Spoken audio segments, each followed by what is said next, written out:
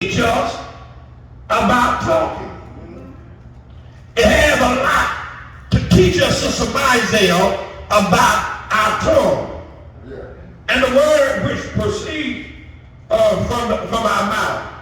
The book of Proverbs, Riley, is saturated with nuggets of helpful wisdom on the subject of the tongue and on the language of our lips, giving us instruction on the wisdom of words and on the folly of the same. The verse of our text, Nigga Wilcox, is one of those such wisdom statements that communicates a profound truth. Indeed, it says that, Sister Ashley, and life are in what? The power of the tongue.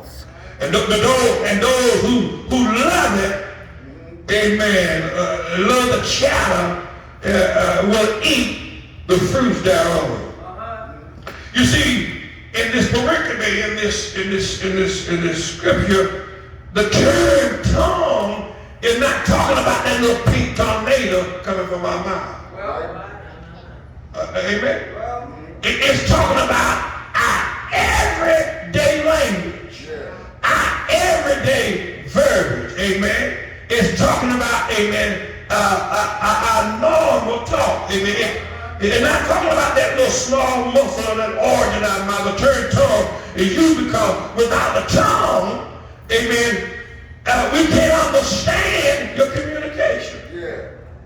It becomes difficult though.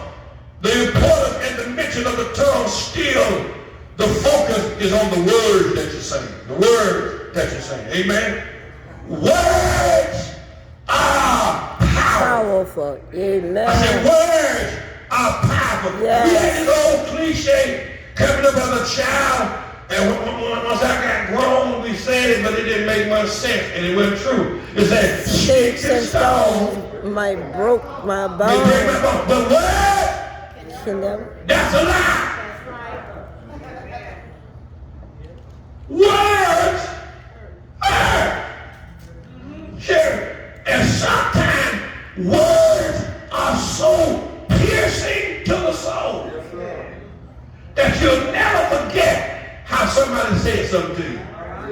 Amen. And a lot of times, it is not necessarily on how they say it. It's what they say. Amen. Because, amen. It's what they say because there's power, amen, of life and death in the tongue can kill.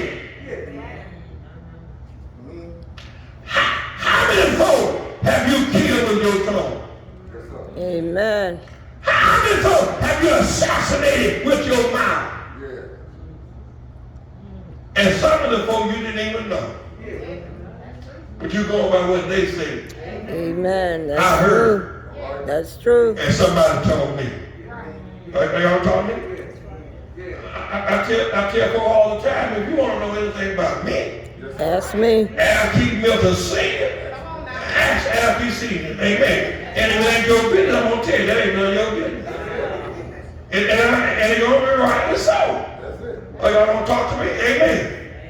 Because they tell me our words have a great potential of both good and evil.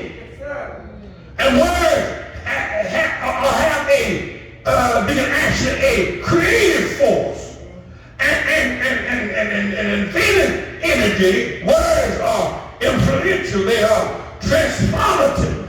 Words take on flesh and become ingrained within the fibers of our existence and our effort. Amen. Words make up who we are. And I tell folk all the time, I'd rather be silent like a fool than to open my mouth and to move all down. Because nobody will never know you're a fool until you open up your mouth. Oh, y'all want to talk to me somebody? Words are powerful. Words are powerful. And my big mama always said, taste your words. Taste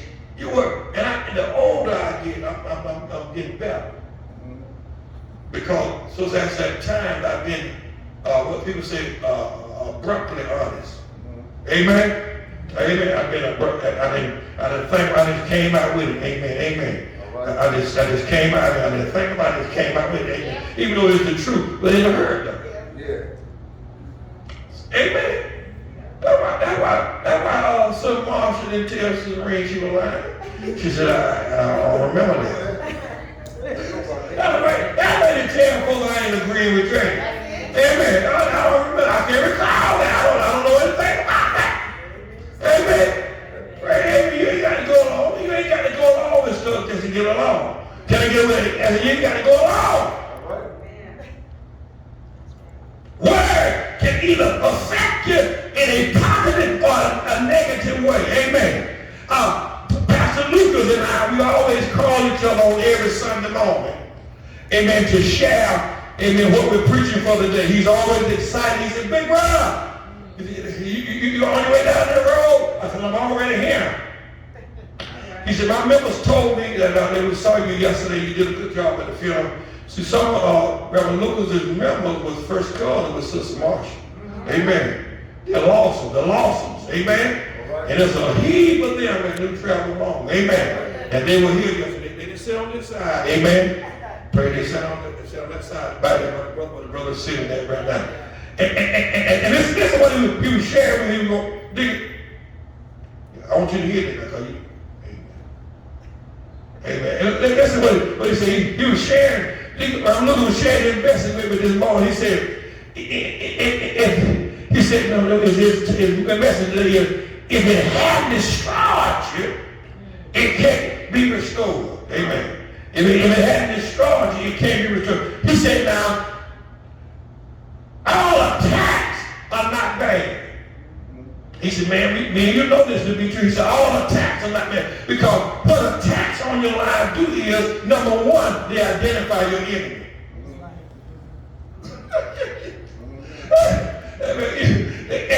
When folks attack, I ain't talking about physical attack, I'm talking about verbally attacking, assassinating your character.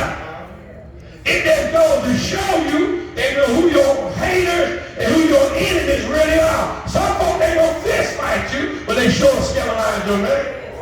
And they're trying to convince other folks that you ain't no good. Amen. About some years ago, many years ago, when I first started pastoring in Macon, amen, I was young, amen, and I was starting to talk, in relationship, we say talk to, but before that's the initial stage to get to know a person.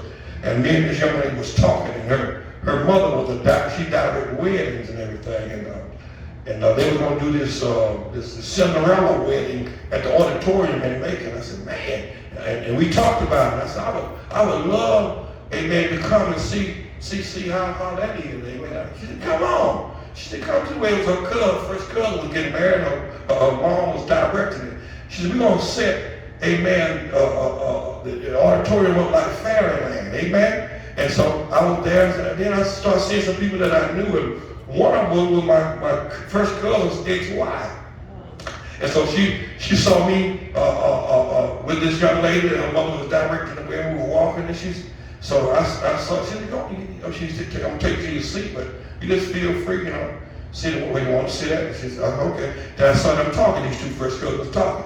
And so then I said, she said something to the girl I was talking to, and she went on about her business. And so she came to the table. I said, what's that all about? She said, well, she married to your first cousin. And she said, you talking to Keith Milton? She said, well, he ain't sugar honey iced tea. I said, well, what did you tell her? She said, well, I told her I ain't sugar honey iced tea. So that made us a perfect couple. Some folk will assassinate you. And will not even know you personally. Can I give an amen? They will assassinate your character. And sometimes it's a sign of jealousy. I'll tell you a sign of jealousy. You're married to my cousin. You ain't married to me. You don't know that about me. But other than I'm a preacher. And what you heard and what somebody else told you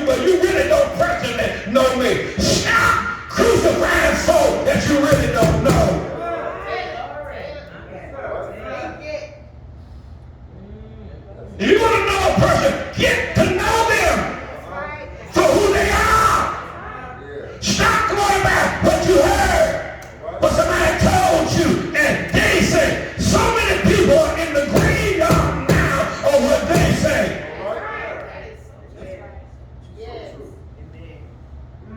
Get to know people. It is good teaching, is all right. Get to know people for yourself. By words. Lives have been lost. By words, lives have also been saved. Only according to the testimony that we bear. Judges according to the sentences they pass.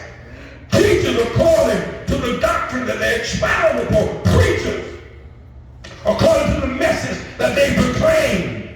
And to all men according to how well or how ill each of us speak to others and about ourselves. Some by their words have brought freedom, amen, to themselves. And some have brought freedom to other folks that you freed yourself of. By words. And some folk have robbed you, amen, robbed folk on the words, because you can rob a person. Somebody trying to really get to know somebody, and then you go plant some bad seeds, and that person, okay then, I ain't studying them then. And then and they go off and marry somebody else, and they think that could have been my husband. No, you were listening to the wrong folk. You were listening to the wrong folk, and you allowed that person to plant that seed and rob you of a meaningful relationship, because you were doing like James, like Psalm 1 said, you were walking in the counsel of the ungodly. And now they have robbed you of a meaningful relationship because, amen, you listening to the wrong folk. Stop listening to the wrong folk. Communication is an effective thing. Amen. Amen. I said communication is an effective thing, because I've learned, Sister Ashley, amen, more so now that I'm growing, still growing. I haven't arrived yet, Sister Taylor. I'm sorry. I'm still in the state of becoming. Amen. That's why, amen, that's why I said, D, let's go talk. Amen. I didn't want any fester. Amen. Between me and my deacon. Amen. I need to talk to you. I need to get a clear understanding of some things. I need to know where we are up here. Amen. I don't want you to be drugged off into some mess. Amen. And then me and you are at odds with one another. And then the church can't progress because you tired of this and this. I had to learn that, Sister Mindset. People, I had to learn that. I've made some mistakes as a pastor. Y'all ain't gonna make y'all in love. I made some mistakes as a as a pastor. And guess what? If I keep on living, I'm gonna make some more. Gonna make some more. That's the part of that's the human side of me. Amen. I don't have my celestial body yet. I'm still wrapped up in something called flesh. That's why effective communication. If this church is going to progress, we got to have some effective communication. We can't have these insurrections like January 6th. Amen. Amen. We can't have little pastors around the church. Church can't have one pastor. You can't have folks can call what they have in the other churches, my co-pastor and all that. I ain't got nothing to do with that. But the church can't have one pastor. Because anything with two heads is a monster.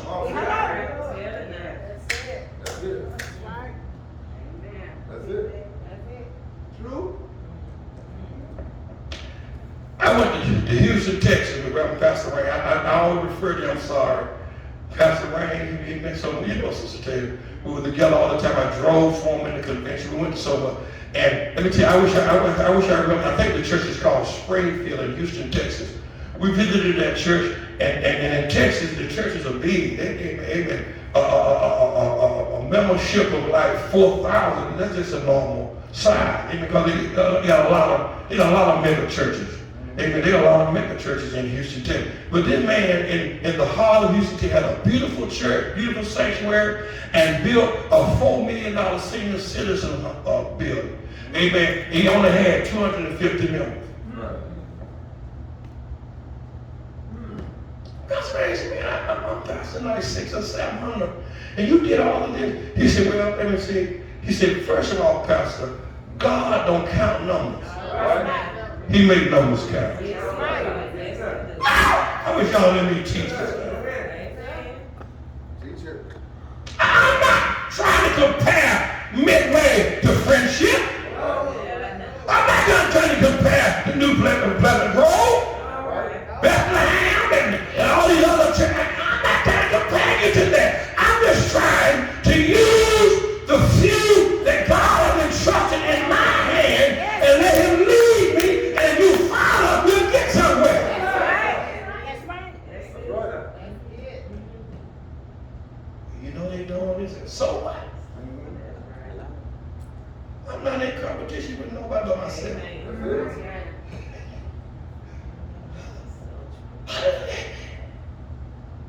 That tone is rough. You got to have some effective communication. You got to have some effective communication if you want to move forward. Amen. We all not, listen to me, Midway. We all not congratulate and then criticize. We all not pump people up and then tear them down. We all not use praise words and then swear words. Amen. Praises on that. Because there's power of life and death. In other words, if what you blurt out is erratic and unbalanced, listen to me good. If what you blurt out is erratic and unbalanced, then we send out a distorted message about who we are. Folk will never know how off base you are until you start saying some crazy stuff. 1 minute, you're hot. Next minute, you're cold. I'll tell you, amen. I said, man, I've been preaching 38 years. 38. I ain't been pastoring long, but pastoring 30 plus years. But I'm used to conditional folk. Right. I'm going to bring it home to you. I'm used to folk that serve them according to how they feel at that moment. See, first of all, Midway, you serving God, not keep Milton. That's right. That's right. That's right. That's right. There will be times you can work out when y'all don't quite like me. Well, but if you love me, because I don't like y'all all the time. That's right. Y'all write that down. It's on me. Play it for your cousin. I said it. And if you be honest, you don't like folk all the time. You love them, but you don't. That's about their way. You love them. You my man, 50 grand and thing, but I can't stand your little attitude. I can't stand your arrogance. I can't stand you thinking you all of that in a bag of chips. Come on here now. There you go. Talk down. You just got to be honest. That's right. Yes, sir. But if you learn how to look beyond the person that sees you. That's right. Yes, Lord. See, I can't quite get up on you right now, but I still love you, baby. So you go your way and I'll go mine. You're still all right. That's it. So you don't agree with folk all the time. Folk don't agree with me all the time.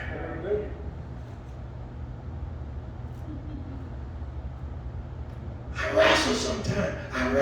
And this week I've been wrestling with some things. I ain't been too good this week. Because I've been dealing with Milton. Yeah. Not pastor. I've been dealing with Milton. And see, Milton cuffs. Pastor can't do that. Are y'all talking? All right. Amen. Milton want to set some folks straight. Pastor can't do that. Because the word said, out of loving kindness have I drawn thee. Out of loving kindness have I drawn. Out of loving kindness have I drawn. Out of love and kindness. Amen. And I thank God for Sister Marsha. Oh, she was the epitome. Amen. I'm what a Christian church mother is. And I don't know anything about her. I don't know that I know she being human, it wasn't perfect, but hey, none of us are either. But she was all right with me.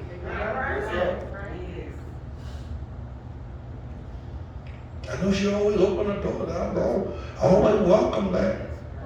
And just like mother had a big chair when you come in her house. There was a chair sitting right here by the door. I was sitting in that chair. And I could go to sleep. Mother would be talking when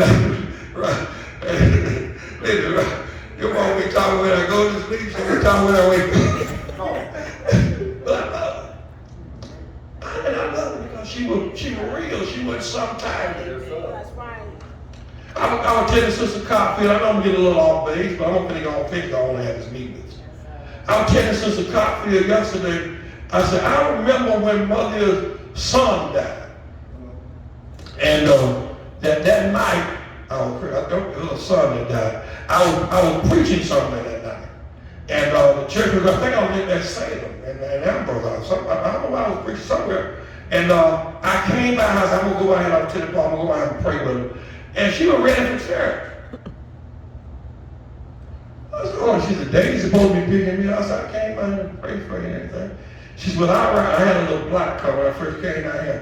And a little black sports car that I had to let go. I had to let it go back, let go.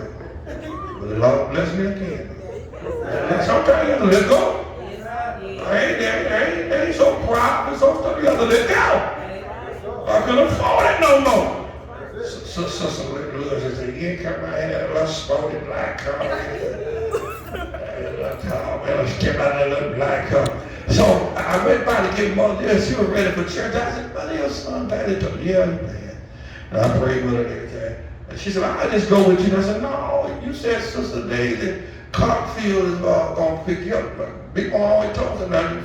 First they're supposed to pick you up. And by that time I wanted Sister Clarkfield was pulling up in that big white Suburban, I think what it was, something Yukon or something. Amen, she was pulling up. I said, ride us here.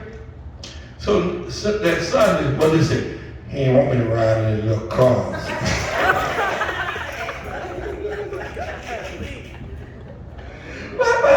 But it's a good time. Amen.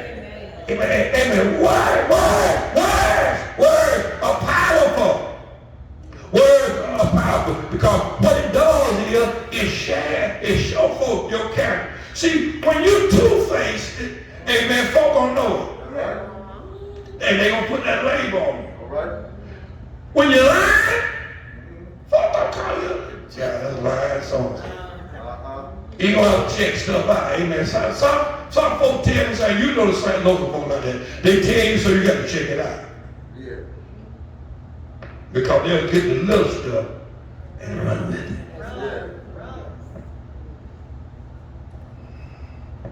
Can I get with a little bit here? You see, there's power. Okay, now, you see there's power, amen, and amen. There's power of life and death in tongue. Let's go to that latter part. I'm going to share this with you. He said, and they that love it, love it in their mouth. They that love it, love to talk about folk business. They that love it, love to tell lies. They that love it, you see, they're going to do what? They shall what? Eat the fruit. The fruit what? That. What that mean? That means that whatever you're talking, whatever the consequences are, you're going to have to deal with it. That's right.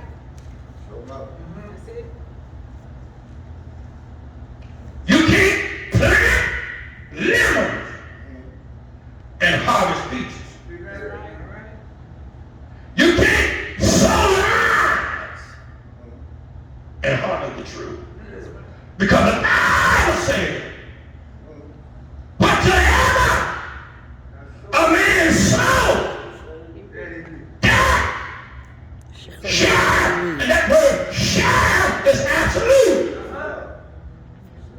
He also reap. Reap. So if you want to reap some love, practice showing some love, playing some love. There you go. Amen. That's it. Amen. Kindness. Gentleness. Some folk always gonna folk to show them love. And they do other folk anything. It don't mix. Because whatsoever you put out there, the consequence, you don't have to eat it up. You're going to come back. So if you want to reap some love, sow some love. If you want to reap some peace, sow some peace. That's all I got to tell y'all. Amen. Amen. Because there is power of life and death is in the tongue. And they that love it shall eat the fruit.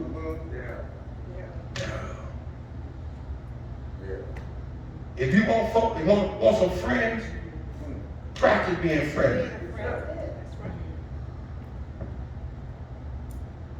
Amen. Stand on the truth.